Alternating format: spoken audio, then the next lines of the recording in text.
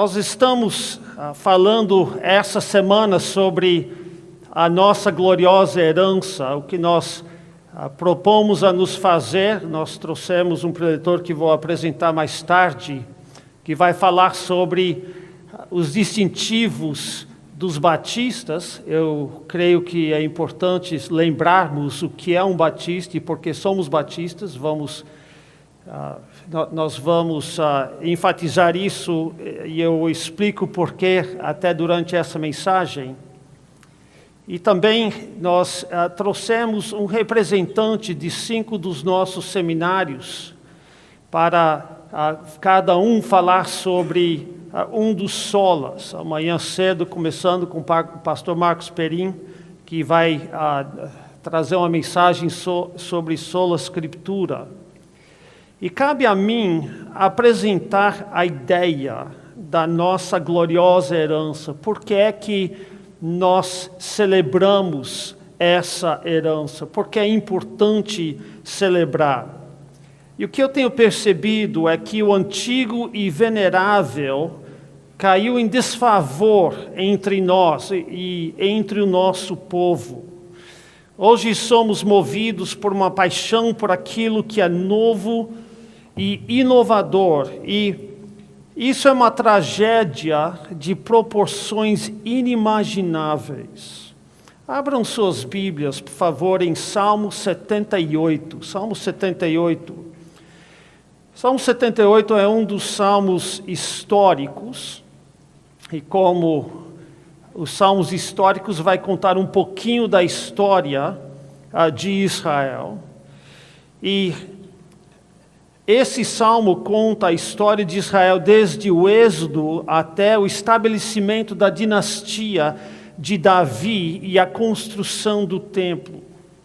O tema principal desse salmo é mostrar como o povo esquecia Deus e dos seus feitos, e que isso trazia grandes tragédias e grandes e péssimas consequências à nação. Nós não vamos estudar o salmo todo, nós vamos estudar apenas o preâmbulo, os primeiros 8 versículos, porque esses 8 versículos nos ensinam uma lição muito importante. Eles nos ensinam que nós precisamos transmitir a nossa gloriosa herança para a próxima geração. E nos ensinam que há 2 razões por que nós devemos fazer isso. 2 razões por que devemos preservar a nossa herança e transmiti-la aos nossos filhos. A primeira razão se encontra nos versículos 1 a 4. Acompanhe-me enquanto eu leio. O título é Salmo Didático de Asaf. E o Salmo diz: escutai, povo meu, a minha lei. Prestai ouvidos às palavras da minha boca. Abrirei os lábios em parábolas e publicarei enigmas dos tempos antigos. O que ouvimos e aprendemos, o que nos contaram nossos pais, não encobriremos a nossos filhos. Contaremos à vindoura geração os louvores do Senhor e o seu poder e as maravilhas que fez. Eu quero fazer uma observação sobre a primeira linha. Escutai, povo meu, a minha lei. A palavra é Torá, normalmente traduzida lei, mas o significado da palavra é instrução. E aqui eu creio que instrução cabe melhor do que lei. Escutai, povo meu, a minha instrução. Por que eu digo isso? Porque quem está falando aqui não é Deus.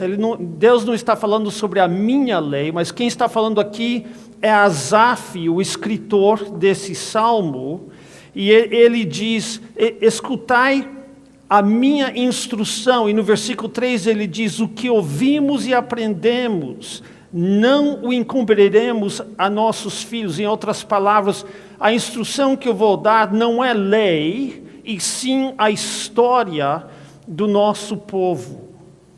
Então ele vai ensinar a história dos antigos, a história do seu povo.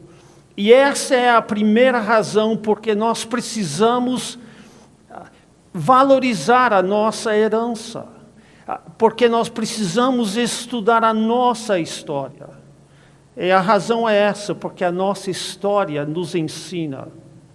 E ela nos ensina 3 coisas. Primeiro, ela nos ensina sabedoria. Olha novamente o versículo 2. Abrirei os lábios em parábolas e publicarei enigmas dos tempos antigos. Do que isso te lembra? Quando eu estava lendo, eu pensei, puxa vida, eu já li frases parecidas com essa em outro lugar. Aí eu lembrei, Provérbios capítulo 1. Quando Salomão está explicando por que é que ele estava dando provérbios, ele diz no versículo 5, ouça o sábio e cresça em prudência, e o instruído adquira habilidade para entender provérbios e parábolas, as palavras e enigmas dos sábios. Isso parece literatura sapiencial, é o início aqui desse salmo. E quando estudamos a nossa história, aprendemos com os sucessos e fracassos dos outros. Isso é importante. Sucessos e fracassos. Frequentemente as 2 coisas se encontram no mesmo personagem. A alternativa a aprender com os sucessos e fracassos dos outros é aprender por experiência própria. E como Benjamin Franklin disse, um dos pioneiros da nação americana, ele disse: a experiência é um mestre muito severo, mas os tolos não aprenderão com nenhum outro.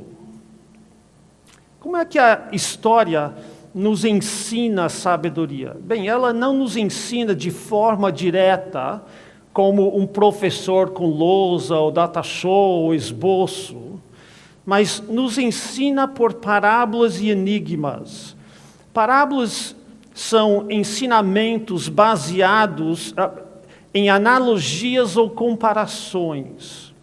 Nós entendemos, ao estudar o nosso passado, estudar a nossa herança, que o que eles passaram não é exatamente o que nós passamos hoje.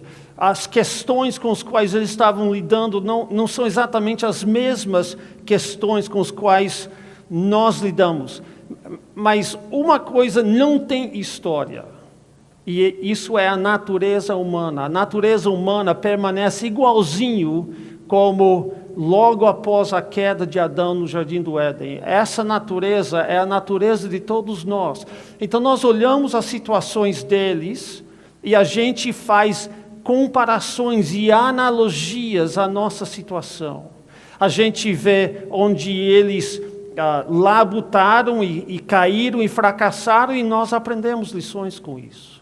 Nós olhamos onde eles tiveram vitórias e percebemos quando eles foram persistentes e perseverantes no meio da tribulação, e nós nos animamos para também nos manter perseverantes e pacientes em meio a situações adversas. É exatamente isso que Paulo faz em 1 Coríntios capítulo 10. Ele diz, por exemplo, para mostrar como que os apóstolos faziam isso, ele diz: ora, irmãos, não quero que ignoreis que nossos pais estiveram todos sob a nuvem, e todos passaram pelo mar, tendo sido todos batizados, assim na nuvem como no mar, com respeito a Moisés. Todos eles comeram de um só manjar espiritual e beberam da mesma fonte espiritual, porque bebiam de uma pedra espiritual que os seguia. E a pedra era Cristo. Entretanto, Deus não se agradou da maioria deles, razão porque ficaram prostrados no deserto. E nota, ora, essas coisas se tornaram exemplos para nós, a fim de que não cobicemos as coisas más como eles cobiçaram. Então ele está falando com um povo que não peregrinou no deserto, não atravessou o mar vermelho, não viu água sair da rocha, não comeu maná no deserto. Mas ele está dizendo que há certas coisas que nós podemos aprender com aquele povo para a gente não cair na mesma tentação e cobiçar as coisas más como eles cobiçaram e sofrer as consequências. Então ele faz uma aplicação, uma analogia, uma comparação. Segunda forma em que a história ensina sabedoria é através de enigmas. Um enigma é um desenrolar e um desvendar dos caminhos misteriosos de Deus. Pensa em Jesus na sua cidade de Nazaré, não sua cidade natal, mas a cidade onde ele foi criado. Ele está pregando aos seus vizinhos e amigos de infância. Eles conhecem ele desde pequeno. Acho estranho que de repente ele virou rabi. E ele abre uma passagem em Isaías no sábado, começa a pregar, e depois ele diz, no versículo 24, de fato vos afirmo que nenhum profeta é bem recebido na sua própria terra. Na verdade, vos digo que muitas viúvas havia em Israel no tempo de Elias, quando o céu se fechou por 3 anos e 6 meses, reinando grande fome em toda a terra, e a nenhuma delas foi Elias enviado, senão a uma viúva de Sarepta de Sidom, uma gentia. Havia também muitos leprosos em Israel nos dias do profeta Eliseu, e nenhum deles foi purificado, senão Naamã, o sírio. Todos na sinagoga, ouvindo essas coisas, Jesus estava usando até a história para desenrolar e desvendar os planos de Deus. E eles não queriam ouvir, porque todos na sinagoga, ouvindo essas coisas, se encheram de ira e, levantando-se, expulsaram-no da cidade, levaram até o cimo do monte sobre o qual estava edificada, para de lá o precipitarem abaixo. Jesus, porém, passando por entre eles, retirou-se. Agora, o ponto que eu quero salientar é que Deus não parou de trabalhar na história depois do fechamento do cânon. O plano dele continua a desenrolar, e quem tem olhos para ver pode enxergar isso. A igreja, como a nação de Israel, às vezes acertou e às vezes se desviou do caminho. E se quisermos ser sábios, se quisermos saber como viver nesse mundo, o que fazer e o que não fazer, precisamos dar ouvidos aos nossos pais na fé. Então, a nossa herança, a nossa história, nos ensina sabedoria. Nos ensina também o nosso lugar. Veja mais uma vez os versículos 3 e 4, que ouvimos e aprendemos o que nos contaram nossos pais, não o encobriremos a seus filhos, contaremos à vindoura geração. Isso não é muito diferente do que Paulo disse em 2 Timóteo 2, versículos 1 e 2, tu, pois, filho meu, fortifique-te na graça que está em Cristo Jesus, e o que da minha parte ouvistes através de muitas testemunhas, isso também transmite a homens fiéis e também idôneos para instruir a outros. E o ponto é esse: a nossa herança nos ensina que nós somos apenas um ponto num longo e imenso rio, cuja fonte começa em Gênesis, que recebe novas águas em Mateus, que tem percorrido 2000 anos, e se Cristo tardar, sua volta percorrerá muitas décadas ou até séculos ainda. Nós só somos um elo na grande corrente. Nós não inventamos o cristianismo, mas temos a obrigação de entregá-lo inteiro à próxima geração. Como é que estamos fazendo nesse quesito? Será que Pedro, ou Atanásio, ou Agostinho, ou Lutero, ou Calvino, ou Ruby Meyer, ou John Bunyan, ou Isaac Watts, ou Jonathan Edwards, será que um desses reconheceriam o legado que eles nos deixaram do cristianismo, que praticamos e estamos deixando para os nossos filhos? Isso me lembra de uma cena num dos meus livros prediletos, Orgulho e Preconceito, de Jane Austen. Uma moça está tentando engajar o Sr. Darcy em uma conversa. Ela diz uma bobagem, ela diz: eu gostaria de bailes infinitamente mais se fossem conduzidos de uma forma diferente. Certamente, disse ela, seria muito mais racional se conversas em vez de danças fossem a ordem do dia. E nisso ele respondeu: muito mais racional, minha querida Caroline, mas não seria nem um pouco parecido com um baile. Aí eu me pergunto, nós pensamos que somos o ápice do conhecimento, o ápice da praticidade, da razão. Então nós inovamos. E eu posso ouvir Bunyan falando ao nosso ouvido, ou Edwards dizendo: essa inovação é muito mais racional, meu querido irmão, mas parece pouco como com uma igreja cristã. Será que é isso que eles nos diriam? Esse ponto merece ser frisado. Nós não somos autorizados a inovar, a alterar ou mexer no cristianismo que recebemos dos nossos antepassados. O cristianismo não começou em 1960 ou 80 ou nem mesmo no ano 2000. E teremos que prestar contas a Deus pela nossa fidelidade em transmitir o que recebemos. Para não ser desentendido, eu preciso dar uma ilustração do que eu estou falando aqui. Não estou falando que as coisas não sejam diferentes hoje do que eram há 100 ou 200 ou 1000 anos. Nem estou dizendo que nada deve mudar, que devemos praticar o cristianismo exatamente o jeito que eles praticavam. Mas estou dizendo que não devemos inovar, não devemos trazer elementos novos. E o exemplo é o seguinte: Martinho Lutero provocou uma grande revolução na inódia cristã, mas a sua revolução não foi tanto uma inovação, quanto um retorno a tempos mais antigos, tempos mais bíblicos. Na época da Reforma, veja se não parece um pouco com os nossos dias.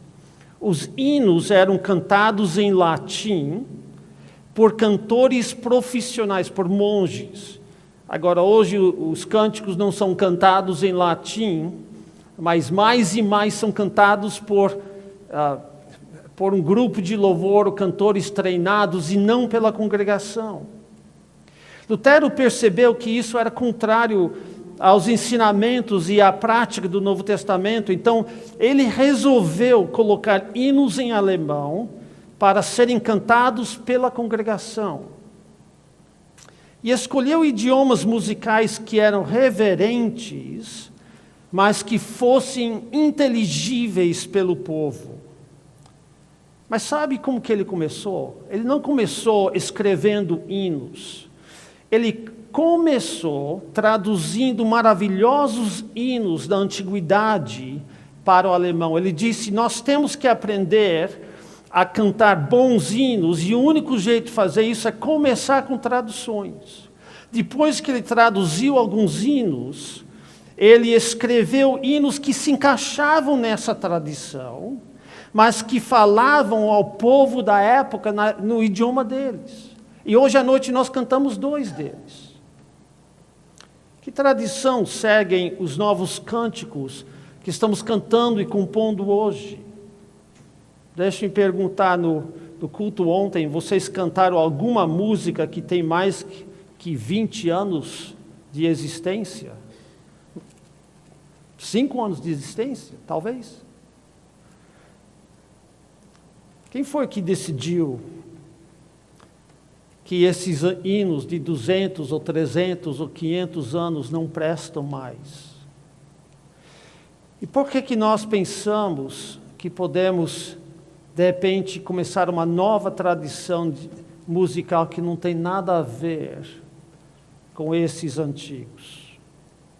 E vocês que compõem, já estudaram os hinos do passado?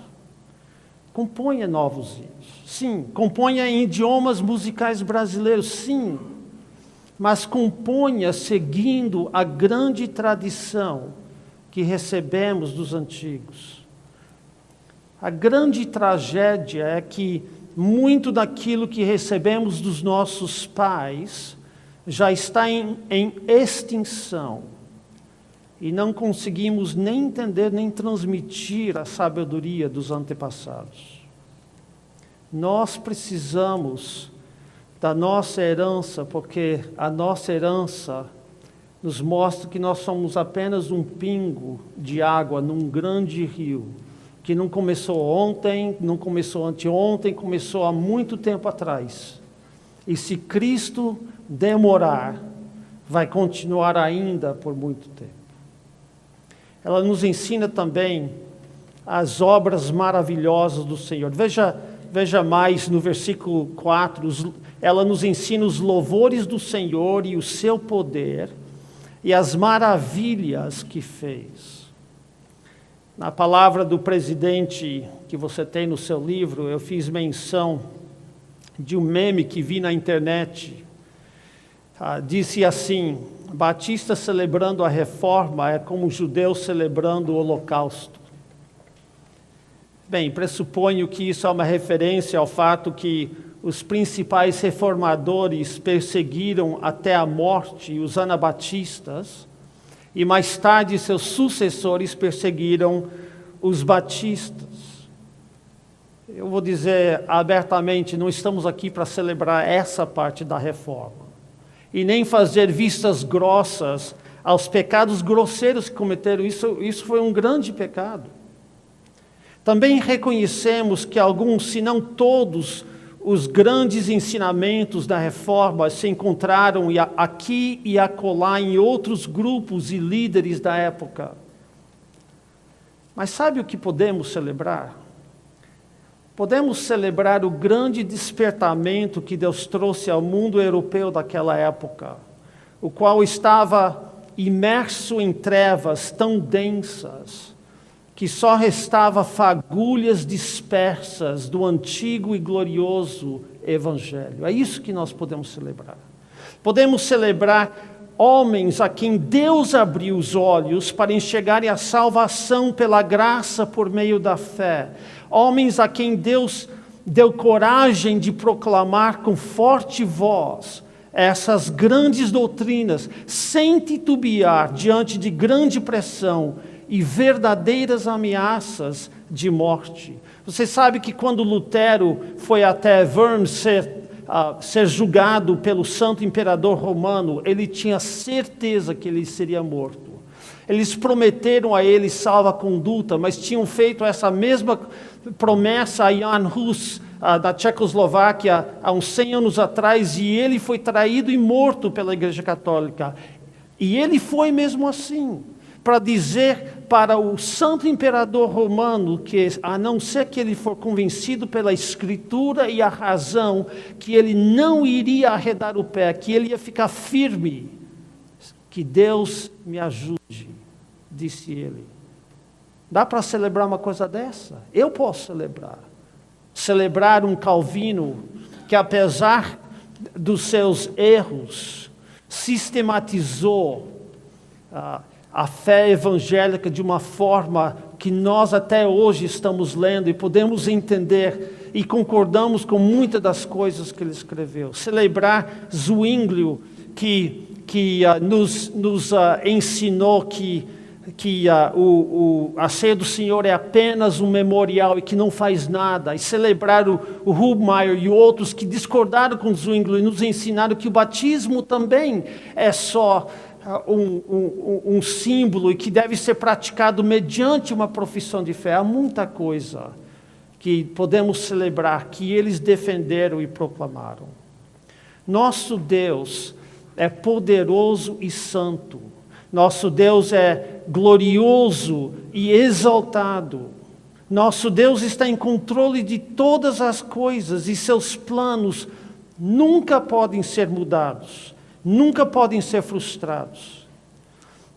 Mas onde é que nós vamos para enxergar todos esses atributos? Só há um lugar: nas grandes obras que Ele fez ao longo da história. E digo mais, que Ele não deixou de ser Deus, ou de fazer grandes e maravilhosas obras quando o apóstolo João, o último dos apóstolos, morreu. Ele agiu no 2º século, no 3º século, no 5º século, no 16º século também. E precisamos parar para estudar suas obras, as obras de Deus, nesse ínterim, para que nós possamos louvar a glória do nosso Deus e ficar maravilhados diante dele. É por isso que nós estudamos a história, é por isso que nós valorizamos a nossa herança, é por isso que nós transmitimos isso aos nossos filhos, para que eles também possam louvar esse grande Deus que se revela no desenrolar da história. Então nós precisamos preservar, celebrar e transmitir a nossa gloriosa herança, porque a nossa herança nos ensina. Há uma segunda razão porque nós precisamos proclamar e preservar a nossa herança, é porque a nossa herança nos preserva. Olha versículos 5 a 8. Ele, Deus, estabeleceu um testemunho em Jacó e instituiu uma lei em Israel e ordenou a nossos pais que os transmitissem a seus filhos, a fim de que a nova geração os conhecesse. Filhos que ainda hão de nascer, se levantassem e por sua vez os referissem aos seus descendentes, para que pusessem em Deus a sua confiança e não se esquecessem dos feitos de Deus, mas lhe observassem os mandamentos, e que não fossem como seus pais, geração obstinada e rebelde, geração de coração inconstante e cujo espírito não foi fiel a Deus. O ponto aqui é que se nós não conhecermos e transmitirmos a nossa gloriosa herança, corremos grandes riscos. Corremos o risco de fracassar em nosso dever para com os nossos filhos. Corremos o risco de deixar de confiar em Deus, de esquecer dos feitos de Deus e de desobedecer às suas instruções. Corremos o risco de sermos rebeldes e obstinados e produzir uma geração de rebeldes e obstinados. Uma geração que, por causa da sua rebeldia, a sua teimosia, sofrerá o braço forte de Deus. No século XI, Bernardo de Chartres disse a seus pupilos, que se achavam muito modernos, ele diz: nós homens modernos somos anãos montados nos ombros dos gigantes. É bom isso. Isso no século XI. Ele estava lidando naquela época com o que C.S. Lewis, no século passado, chamou de esnobismo cronológico. Esnobismo cronológico. Esnobismo cronológico é a ideia de que só porque nós vivemos no século XXI, em vez de no século XX ou XIX, Somos mais avançados e mais sábios do que eles. Mas o fato é que se aqui ou acolá conseguimos enxergar mais longe do que os nossos pais ou nossos avós, é só por causa da enorme estatura dos gigantes sobre cujos ombros estamos em pé. E se ignorarmos ou menosprezarmos os gigantes sobre cujos ombros estamos, vamos acabar caindo lá de cima e nos metendo num fosso de ignorância, teimosia e desobediência. G.K. Chesterton chama a tradição de a democracia dos defuntos. Ele tem um jeito de colocar as palavras, a democracia dos defuntos. Ele diz assim: a democracia nos ensina a dar um voto a um bom homem, mesmo se ele for o nosso criado. A tradição nos ensina a dar o voto a um bom homem, mesmo se ele for nosso pai. Por que, pergunta Chesterton, devemos ser governados por aquela pequena e tirânica oligarquia de pessoas que têm uma só qualidade? Acontece que eles estão andando por aí. Por que devemos ser governados só pelas pessoas vivas e não pelas pessoas que também morreram? Será que não deveríamos dar um voto também aos nossos antepassados? O salmista está nos dizendo que por esse caminho de só ouvir o que estão vivos hoje, fica o desastre e a oposição divina. Se quisermos nos preservar e preservar nossos filhos, teremos que conhecer, valorizar e transmitir a nossa gloriosa herança. A essa altura, talvez você esteja perguntando o que devemos fazer. Eu quero terminar com 3 sugestões. Primeiro, nós precisamos conhecer a nossa gloriosa herança. Precisamos conhecer a nossa gloriosa herança. C.S. Lewis, no livro em que ele estava escrevendo um prefácio de uma nova tradução de Atanásio, ele sugere que a cada 3 livros da modernidade que nós lemos, que devemos ler pelo menos um livro antigo, de um século anterior ao nosso.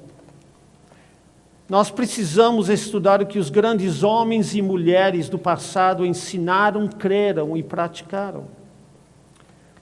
Terça-feira passada, celebramos 500 anos daquele dia especial em que Lutero pregou suas 95 teses na porta da igreja em Wittenberg. Deixa eu me perguntar, você já leu as teses? Nós estamos celebrando. Você já leu? Deixa-me dizer que vale a pena. São muito bons. Que tal os outros escritos dele? O cativeiro babilônico da igreja, entre outros escritos. Vale a pena. Ele era um dos melhores escritores que o mundo já conheceu.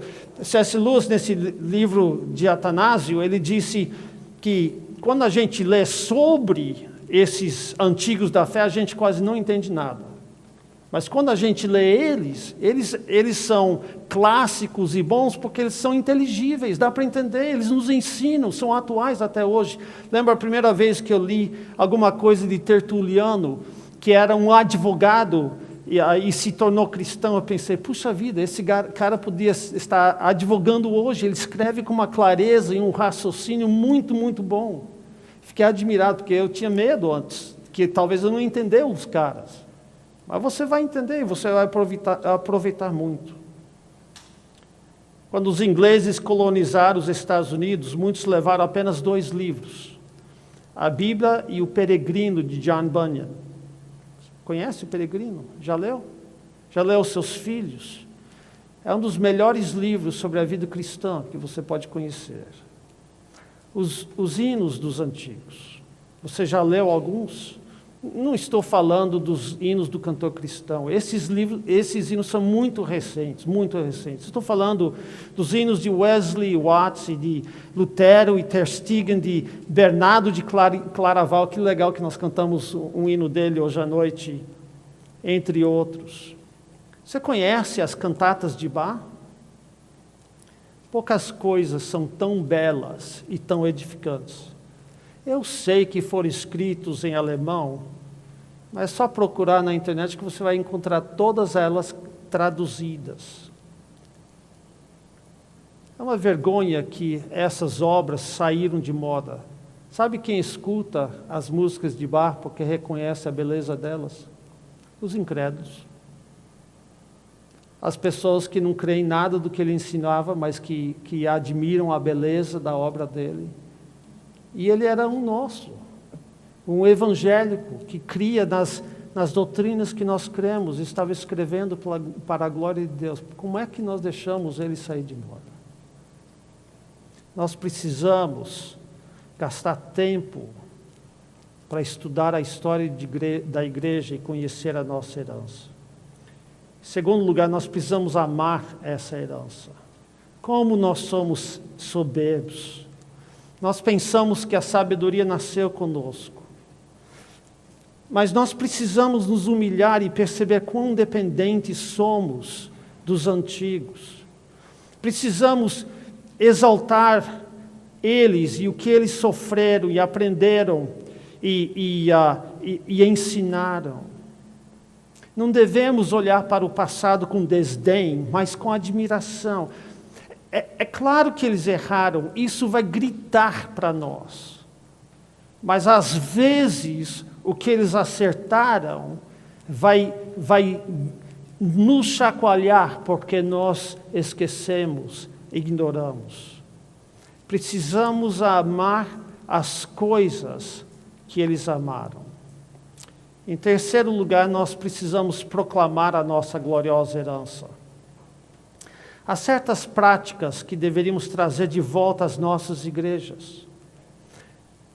Por exemplo, você já estudou o antigo ordem do culto nas igrejas antigas e como que mudou ao longo dos séculos e por quê?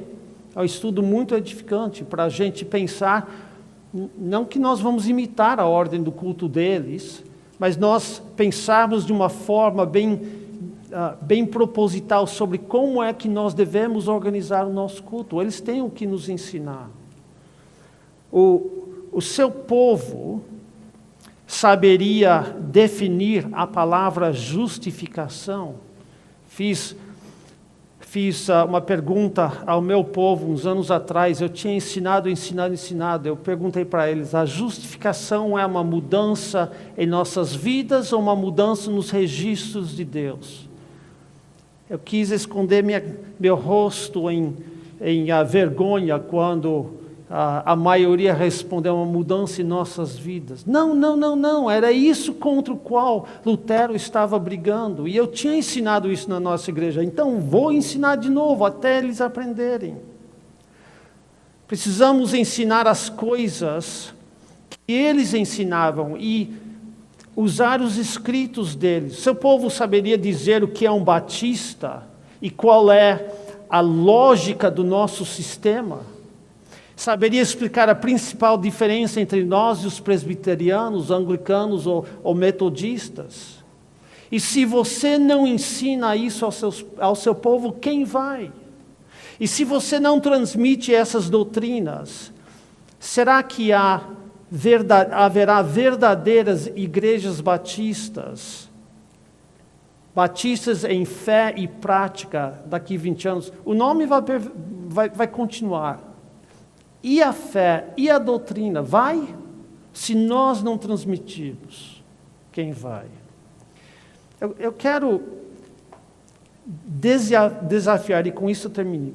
Eu quero desafiar vocês, pastores, a ensinar a história da igreja ao seu povo.